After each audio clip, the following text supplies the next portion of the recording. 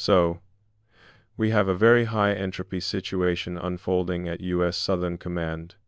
The signal here is extremely strong, even if the administration is trying to drown it out with noise. Alvin Halsey, the four-star admiral overseeing military operations in the Caribbean, has resigned abruptly. He didn't complete his term. He was just 1 year into a 3-year command, and he is gone. Now, in the military, especially at the 4-star level, this is exceedingly rare. You don't just walk away from a command like Southcom unless something catastrophic has happened behind the scenes. And according to new reporting from the Wall Street Journal, that something was a direct confrontation with Pete Hegseth and, by extension, the Trump administration. Let's look at the physics of this.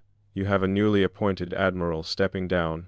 The official line might be retirement, but the timing, December 2025? No, he quit now.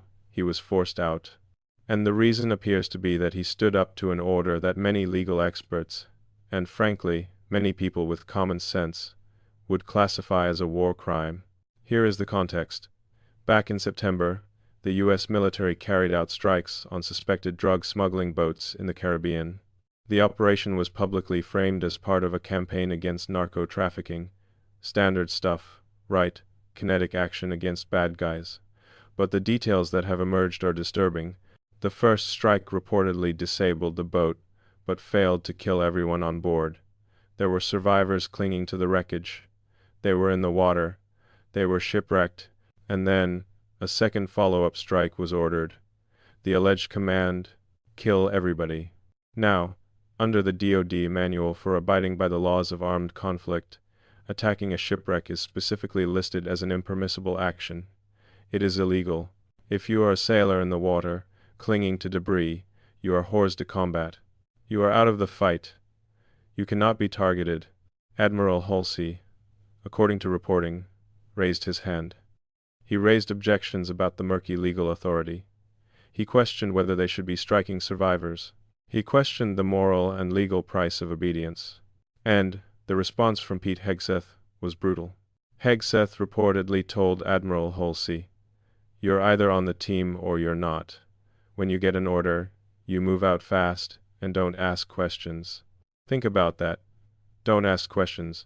That is the antithesis of how a professional military operates. A professional military relies on lawful orders. If an order is unlawful, it is the duty of the officer to refuse it. But Hegseth's ultimatum was compliance or exile. Halsey chose exile. We heard from a Democratic lawmaker who saw the video of the strike. He said, "What I saw in that room was one of the most troubling things I've seen in my time in public service." He confirmed that any American who sees that video will see the United States military attacking shipwrecked sailors. Without context, it looks like a massacre. And it's not just Democrats saying this. Republican Senator Rand Paul was on the Sunday shows, and he made a very libertarian, very constitutional point. He said, when you kill someone, if you're not in a declared war, which we are not, you really need to know someone's name at least. You have to accuse them of something. You have to present evidence.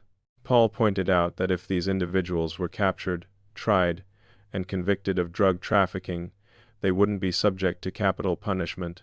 We don't execute people for drug smuggling in this country. But here, the highest bar of punishment, death, is being executed summarily by missile strike without even knowing who the targets are. And are they even big-time traffickers? Analysts say the drugs going through that specific corridor are mostly cocaine and marijuana heading to Europe and Africa. The government's story about stopping fentanyl coming into the U.S. doesn't even add up geographically. Plus, we know that innocents get caught in the crossfire. There is a family from Trinidad saying a member of their family, an innocent fisherman, was killed. We have repatriated 2 survivors, one to Colombia and one to Ecuador, because we didn't have evidence to prosecute them. If we had evidence, we would have charged them. Instead, we sent them home. That indicates a massive intelligence failure. So, Halsey leaves. He gives a farewell speech aboard the Evo. He talks about American courage, sacrifice, and determination. He says, "I expected you to execute with professionalism, purpose, and precision. It sounded like a man who was trying to maintain the honor of the force while being forced out by a dishonorable administration. The message sent down the chain of command is clear. Loyalty trumps legality. If you question an order, even if that order is kill the shipwrecked survivors, you are gone. Now, look at the gaslighting coming from the administration. On Sunday, Secretary Hegseth said he had no knowledge of the second strike. He said it didn't happen. He called it fake news. The very next day, from the podium at the White House, they admitted it did happen. So, the logic gate here is binary. Either Hegseth was lying on Sunday, or he is incompetent and didn't know a second strike had occurred under his watch. There's no third option. The Armed Services Committee is furious. They are indicating their displeasure at the level of information being provided.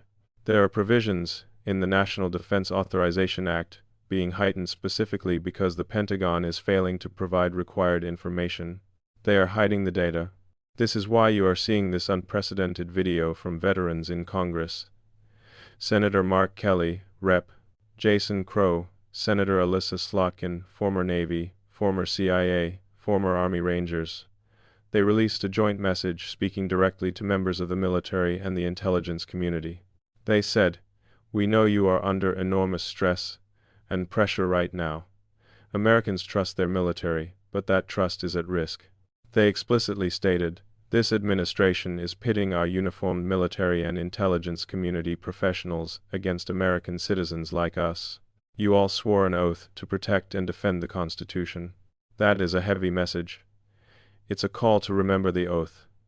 The oath is to the Constitution, not to a person, not to a president, not to Pete Hegseth. The resignation of Admiral Halsey is a canary in the coal mine. It shows that the guardrails are being removed. If a four-star admiral can be fired for refusing to commit a war crime, what happens to the captain or the lieutenant down the line? We are entering a phase where the Department of War, as they like to call it, is operating outside the bounds of international law and domestic oversight, and they are purging anyone who tries to stop it. The question echoes across Capitol halls and living rooms alike. What kind of America are we becoming when this is the norm? When we blow up fishermen and call it a drug war victory? When we fire admirals for having a conscience? The American public is watching. They are hearing the noise, but the signal is getting through. And the signal says that the system is breaking. If you want to support independent media that actually digs into this stuff, that doesn't just swallow the press release, consider becoming a paid member of the channel. It helps us keep the lights on and the data flowing. Because right now, the truth is, the only thing standing between us and total unregulated kinetic chaos.